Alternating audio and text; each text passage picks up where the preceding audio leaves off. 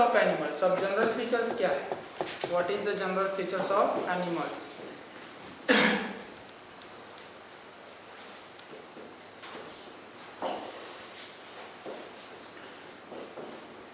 Animals are multicellulars eukaryotics. ये कैसे रहते हैं? Multicellular and eukaryotics. Okay. And in most cases their body cells from tissue that become arranged the organ and organ systems। हमने इससे पहले देखे हैं कि जो बॉडी स्ट्रक्चर है, body made by cell after tissue, tissue after organ, organ after organ system and then after body, वही ना? तो ये जो एनिमल्स की जो बॉडी बनी हुई रहती है ये टिश्यू के ग्रुप से बनी हुई रहती है। किसके ग्रुप से? टिश्यू के। और उस टिश्यू के ग्रुप के कारण वो अरेंज करने के बाद उसके क्या तैयार होते हैं? ऑर्गन। और पूरे ऑर्गन मिलकर एक बॉडी स्ट्रक्चर तैयार होता है और वो रहता है एनिमल बॉडी। कौन सी बॉडी? एनिमल बॉडी, है ना? अब जैसे कि amoeba, paramecium is unicellular, but उनको एनिमल ग्रुप में रखा गया है क्या? No, they are placed where? Monera, then after Protista, then after fungi, because different groups are present in fluids, है ना? Yes. Animals have heterotrophic mode of nutrients। इनका mode of nutrients कैसे रहता है? हेट्रोट्रॉपिक रहता है। कैसे रहता है? Heterotrophic. They get carbon and energy by ingesting the other organisms or by absorbing nutrients from them। वो क्या करते हैं? हेट्रोट्रॉपिक, उनका mode of nutrients. So they are depend on another. वो किसके ऊपर डिपेंड है? दूसरे के ऊपर डिपेंड है। और दूसरे के ऊपर डिपेंड होने के कारण वो क्या करते हैं? उनसे वो न्यूट्रिएंट्स जो लगता है वो अपने बॉडी में लेते हैं। अंडरस्टैंड? एनिमल्स में बी herbivores, carnivores, omnivores, parasites, suspension feeders and deposit feeder. अब एनिमल्स कैसे रहते हैं? हर्बिवर्स है, कार्निवर्स है, इंपॉर्टेंट है, ठीक है? उसके बाद ओमनिवर्स है, पैरासाइट भी है उसके अंदर, सस्पेंशन फीडर और डिपॉजिट फीडर वाले भी है। Animals require oxygen for aerobic respiration. Anaerobic respiration से एरोबिक रेस्पिरेशन हमने इससे पहले के डाइजेशन और ब्रीथिंग और गैस एक्सचेंज जो सेशन था हमारा उसमें हमने देखा था एरोबिक रेस्पिरेशन। तो एनिमल यह क्या करते हैं? एरोबिक रेस्पिरेशंस करते हैं। कौन से रेस्पिरेशंस? एरोबिक रेस्पिरेशंस। उनको एरोबिक रेस्पिरेशंस के लिए क्या रिक्वायर रहता है? Oxygen. What require? Oxygen. Inhaling oxygen and exhaling carbon dioxide. तो सुनो यार,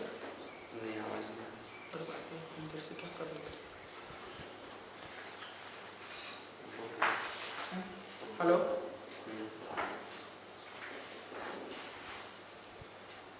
बहुत बड़ा सेशन चलेगा अपना। Okay okay okay.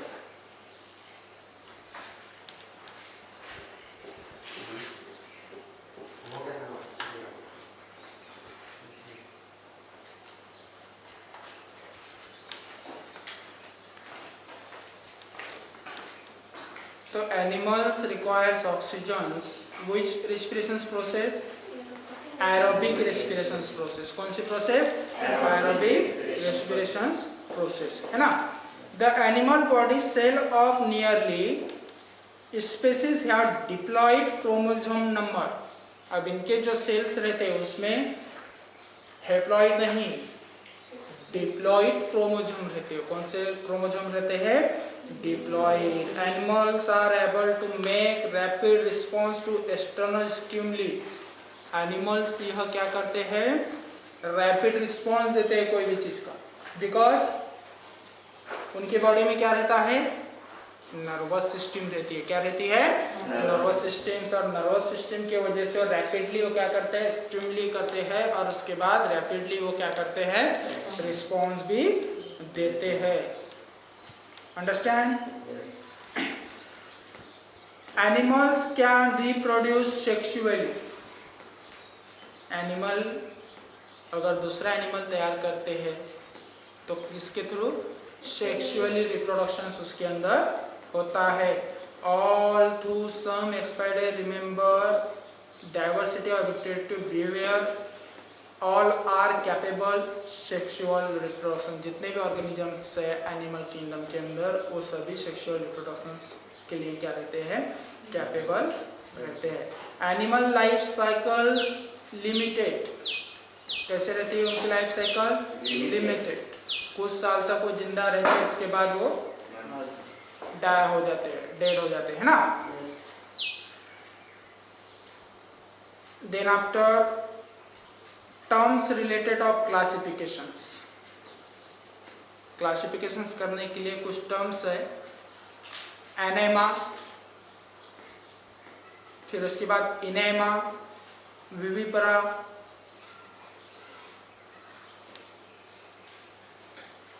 कितने टर्म्स हैं? 11, 12 टर्म्स है। How many terms? 12 टर्म्स।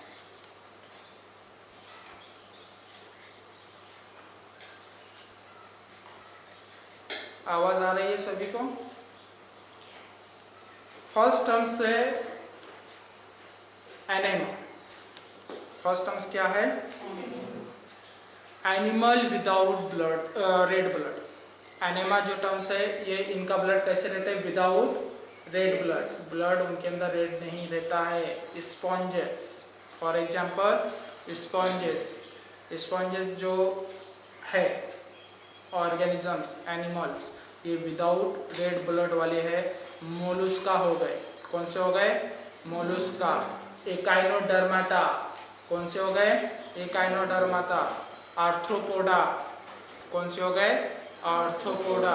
ये जो ऑर्गेनिजम्स है ये कौन से टर्म्स में आते हैं? एनामा टर्म्स में। नोट करना है, anaima terms means without red blood. Anaima का मतलब क्या होता है? Without red blood. ओके। अगर आपको एग्जाम में पूछा गया कि एनेमा ग्रुप्स के, एनेमा टर्म्स के एक आधा ऑर्गेनिजम्स का नाम बताइए, क्या बताएंगे? एकाइनोडर्माटा, आर्थ्रोपोडा, मोलुस्का, है ना? ये उसके क्या हो गए? उसके बाद इनेमा। उसके बाद enema, animal with red blood. Differences between दोनों में देखिए। एनेमा क्या है? विदाउट रेड ब्लड, है ना? इनेमा क्या है? Animal with red blood. Understand? अब इसमें कौन से और कैसे आते हैं? वर्टिब्रेट्स वाले। कौन से? नाउ वर्टिब्रेट मीन्स जिसको मंकी बोन, स्पाइनल कॉर्ड जो है वो प्रेजेंट रहता है।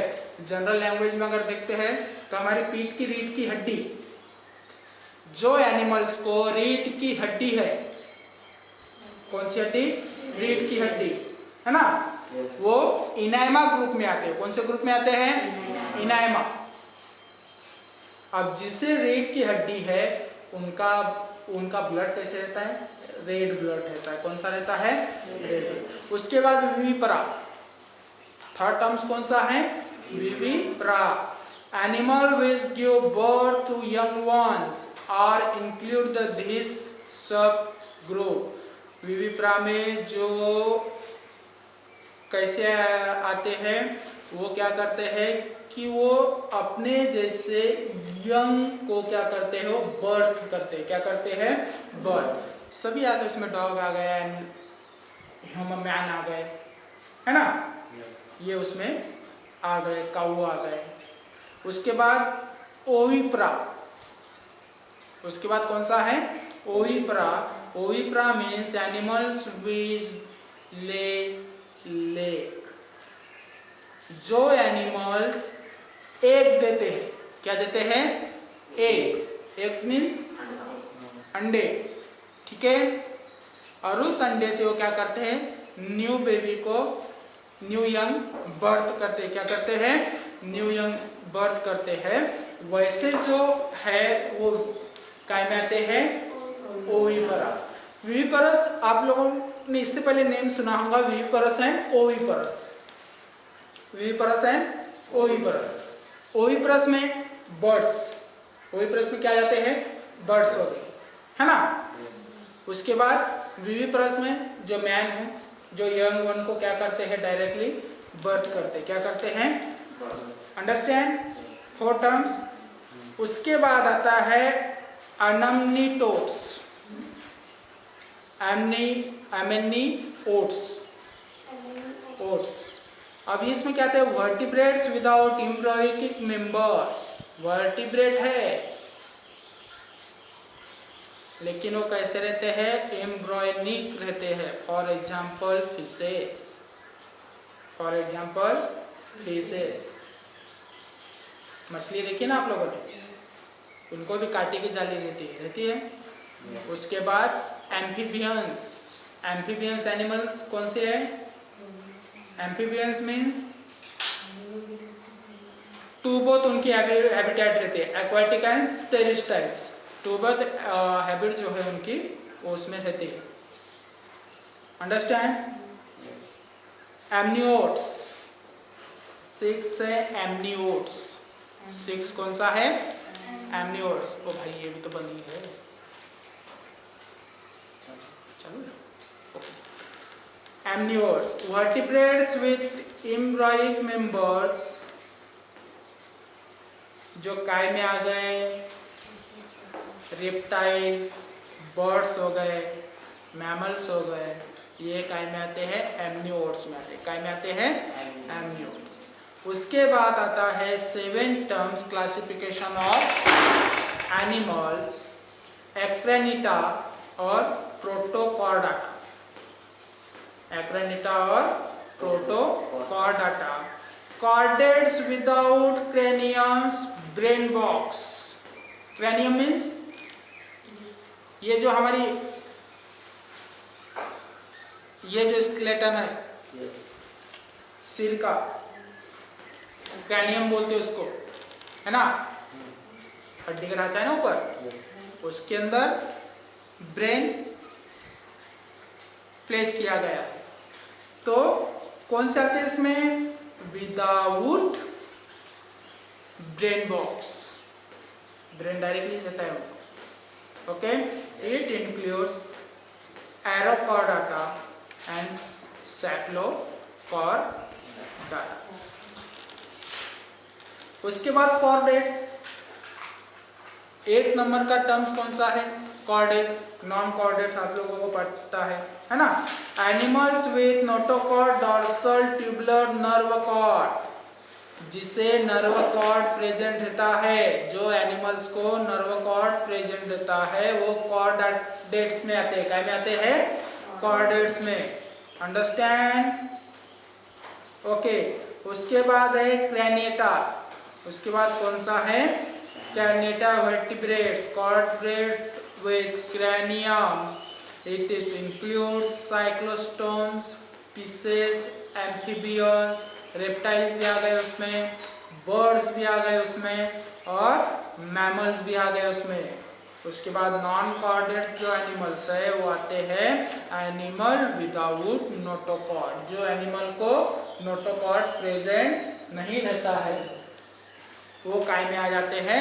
नॉन कॉर्डेट्स में आ जाते हैं। काय में आ जाते हैं? Non chordates. अंडरस्टैंड? उसके बाद है लिवर ब्रेड्स। 11 नंबर्स का टर्म्स कौन सा है? Invertebrates, animals without vertebral column. जो एनिमल्स को वर्टिब्रेट्स कॉलम्स प्रेजेंट नहीं रहता है, मीन्स बैकबोन, हमारी जो बैकबोन है ना, जो एनिमल में जो ऑर्गेनिजम्स में बैकबोन नहीं रहता है वो काय में आते हैं, लिवर ब्रेड्स में आते हैं। काय में आते हैं? Liver breads, liver T bread. Understand, note करना है ये सभी टर्म्स नोट कि भाई कौन कौन से टर्म्स के वजह से एनिमल्स का क्या किया गया, क्लासिफिकेशन क्या गया।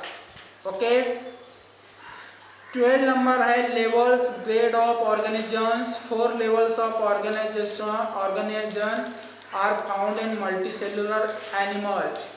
अब 4 रीजन्स है। कितने रीजन्स है? 4 लेवल्स। पहला है असेलुलर, मॉलिक्यूलर और प्रोटोप्लाज्मिक लेवल। पहली लेवल कौन सी है? Protoplasmic level. उसको ही हम मॉलिक्यूलर लेवल भी बोलते हैं, उसको ही हम असेलुलर लेवल भी बोलते हैं। It is present in protozoans. ये कौन से लेवल में आते हैं? प्रोटोजोआन्स इस लेवल में आते हैं। कौन से लेवल में? असेलुलर, मॉलिक्यूलर एंड प्रोटोप्लाज्मिक लेवल में। प्रोटोजोआन्स जो ऑर्गेनिजम्स है ये लेवल में आते हैं। सेकंड है सेलुलर लेवल। सेकंड कौन सा है? Cellular level. The body consist में be cell which may be similar to show minor division of labor, distinct tissue are not sponges। ये तो सेल से बने हुए रहते हैं लेकिन उसके अंदर जो टिश्यू है वो देखने को नहीं मिलते। ओके, ऐसे जो है ऑर्गेनिजम्स वो काय में आते हैं? सेलुलर लेवल में आते हैं। काय में आते हैं? Cellular level. उसके बाद आता है टिश्यू लेवल। उसके बाद कौन सा आता है? Tissue level. The body is multi cellular.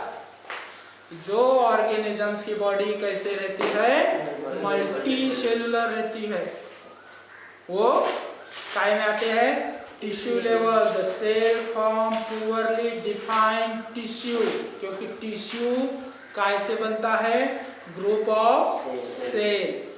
Group of cell से क्या होता है? टिश्यू बनता है। The cell according to distinct layer और टिश्यू, स्पेशलाइज्ड सेल। उसके बाद ऑर्गन सिस्टम लेवल। उसके बाद कौन सा आता है? Organ system level. The body is multi cellular. Organ system level के ऑर्गेनिजम्स की बॉडी कैसे रहती है? मल्टी सेलुलर रहती है। The cell are organised into tissue. Okay, tissue into organs and organ into organ system। जैसे कि मैंने सेशन स्टार्ट किया था तभी बताया था आप लोगों को कि 4 लेवल होती है। कैसी लेवल होती है? 4 लेवल। कौन कौन सी लेवल? पहली लेवल क्या है क्लासिफिकेशन करने की? असेलुलर वाली। ओके, सेकंड लेवल कौन सी है? Cellular level. Okay, third level कौन सी है? Tissue level. और उसके बाद ऑर्गन सिस्टम लेवल। और ऑर्गन सिस्टम के बाद पूरी बॉडी। अंडरस्टैंड? इस प्रकार एनिमल किंगडम के जो ऑर्गेनिजम्स रहते हैं उनकी क्या बनती है? बॉडी स्ट्रक्चर तैयार होता है।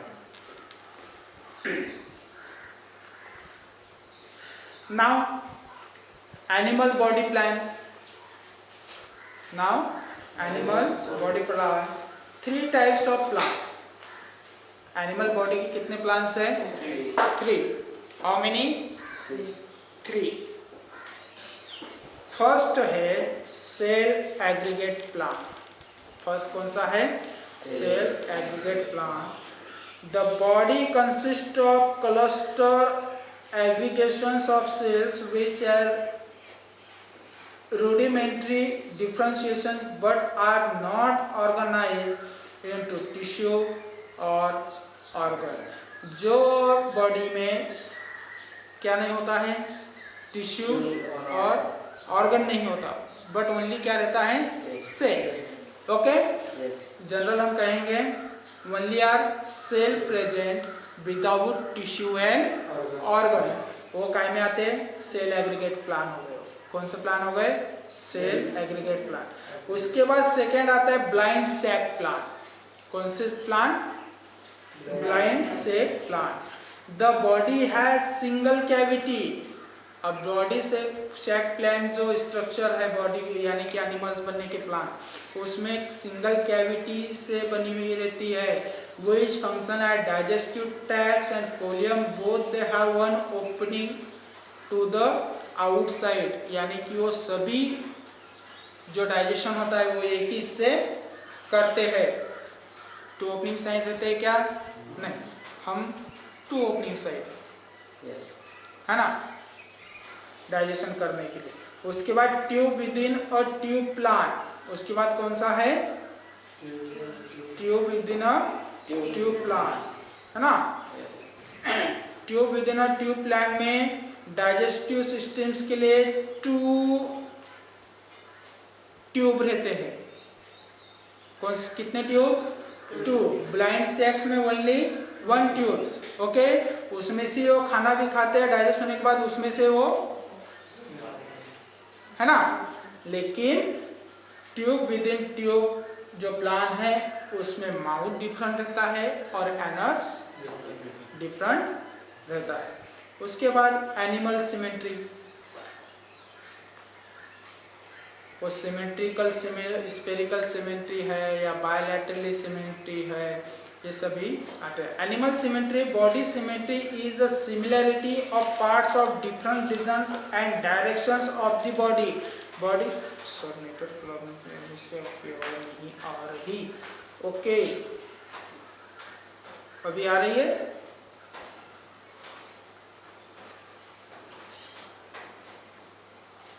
जी, तभी आ रही है आवाज?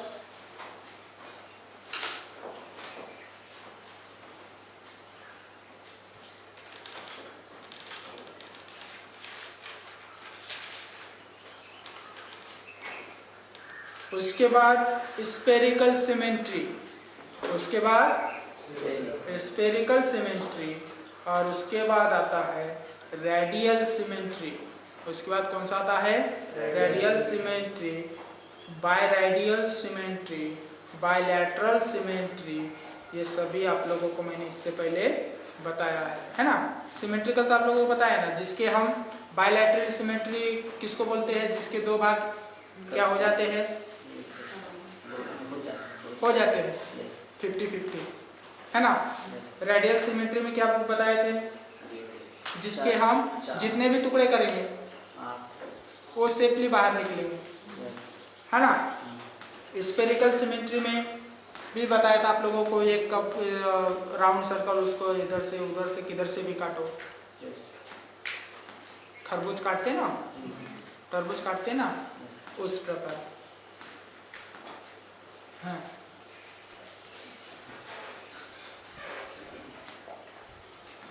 उसके बाद जम्प्स लेयर। उसके बाद हम क्या देख रहे हैं?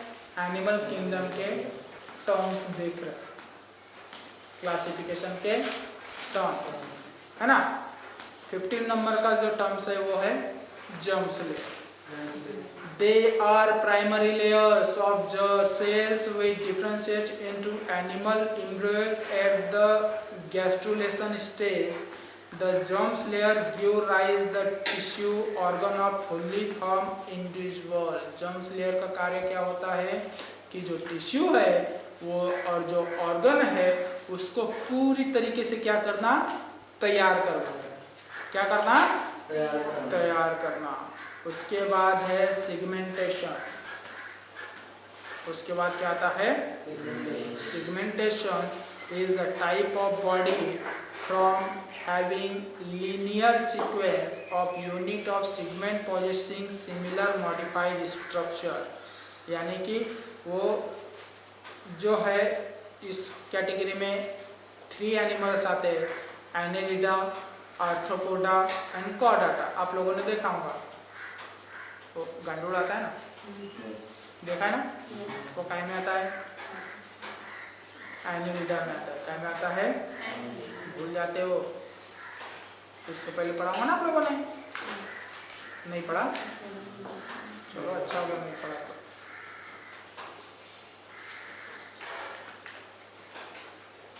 अंडरस्टैंड? ये हो गए उसके, क्या हो गए? हाँ, अब एनिमल किंगडम के क्या है? सब किंगडम्स प्रोटोजोआ एंड मेटोजोआ। क्या है? याद रखना है, सब किंगडम्स ऑफ एनिमल्स कौन कौन से? प्रोटोजोआ एंड, हाँ, प्रोटोजोआ सब किंगडम में कौन से ऑर्गेनिजम्स आता है? Microscopic organisms. कौन से ऑर्गेनिजम्स? Unicellular animals. कौन से animals? It contains single phylum called protozoa. उसमें सिंगल फाइलम प्रेजेंट होता है, इस वजह से उसे प्रोटोजोआ कहते हैं। फॉर एग्जांपल इग्लूना, अमीबा, पैरामेशिया, ये प्रोटोजोआ हो गए। क्या हो गए? प्रोटोजोआ। सब किंगडम सेकंड है मेटाजोआ। सेकंड कौन सा है? Metazoa. This kingdoms include multi cellular organisms. दो किंगडम याद रखना है, एक प्रोटोजोआ और दूसरा मेटोजोआ। प्रोटोजोआ में कौन से आते हैं? Unicellular organisms. कौन से ऑर्गेनिज्म? यूनिसेलुलर ऑर्गेनिज्म, जो सिर्फ सिंगल सेल से बने हुए रहते हैं। अमीबा, पैरामेशियम, इग्लूना जैसे ऑर्गेनिजम्स ये प्रोटोजोआ में आते हैं। Protozoa means single phylum. Protozoa means single phylum, understand? Mesozoa, metazoa में क्या आते हैं? Multi cellular animals. कौन से animals? For example porifera to chordata. The sub kingdoms metazoa divided into 3 branches. अब मेटोजोआ के और 3 सब किंगडम्स है। कितने? 3। मेसोजोआ, पैराजोआ एंड यूमेटोजोआ। कितने? कौन कौन से? मेटोजोआ, पैराजोआ और यूमेटोजोआ। यूमेटोजोआ, ये 3 इसके सब किंगडम याद में रखना। हम एनिमल का क्लासिफिकेशन कर रहे हैं। किसका कर रहे हैं? एनिमल। एनिमल किंगडम के 2 सब किंगडम है, प्रोटोजोआ और मेसोजोआ। प्रोटोजोआ में सिंगल सेल ऑर्गेनिजम्स आते हैं जो यूनिसेल से बने हुए रहते हैं। उनके फाइलम कैसे रहते हैं? सिंगल रहते हैं। कैसे रहते हैं? सिंगल। मेटोजोआ में क्या आते हैं? Multi cellular organisms. अब ये जो मल्टी सेलुलर ऑर्गेनिजम्स मेटोजोआ में आते हैं, मेटोजोआ के भी और 3 सब किंगडम्स तैयार हो गए। कितने? 3। कौन कौन से? मेसोजोआ, यूमेटोजोआ, अंडरस्टैंड? पहला हम देखेंगे अब मेसोजोआ। किसका? मेटोजोआ। मेटाजोआ ये किंगडम एनिमल किंगडम का सब किंगडम है, मेटाजोआ, ठीक है? और मेटाजोआ का सब किंगडम्स क्या है? मेसोजोआ, जिसे हम ब्रांच भी कहेंगे। क्या कहेंगे? Branch. It is intermediate between protozoa and metazoa. Metazoa और प्रोटोजोआ का ये क्या है? इंटर में कोई रहता है ना बीच में, खबर इधर से उधर ले जाने वाला, डाकिया। क्या हुआ आचार्य? है ना? It includes endoparasitic animals. कौन से एनिमल्स? एंडोपैरासिटिक। फॉर एग्जाम्पल डाइकाइमा और रेफ्लुरा। जो एनिमल्स एंडोपैरासिटिक रहते हैं, यानी कि जो पैरासिटिक नहीं रहते, जनरली पैरासिटिक नहीं रहते, ठीक है, वो काय में आते हैं? मेसोजोआ में आते हैं। और मेसोजोआ किसकी ब्रांच है? मेटाजोआ सब किंगडम की। सेकेंड जो ब्रांच है वो है पैराजोआ। कौन सा? पैराजोआ। उसमें आते हैं स्पॉन्जेस। कौन से आते हैं? स्पॉन्जेस। स्पॉन्जेस एनिमल देखे आप लोग? स्पॉन्जेस क्यों कहते हैं उनको?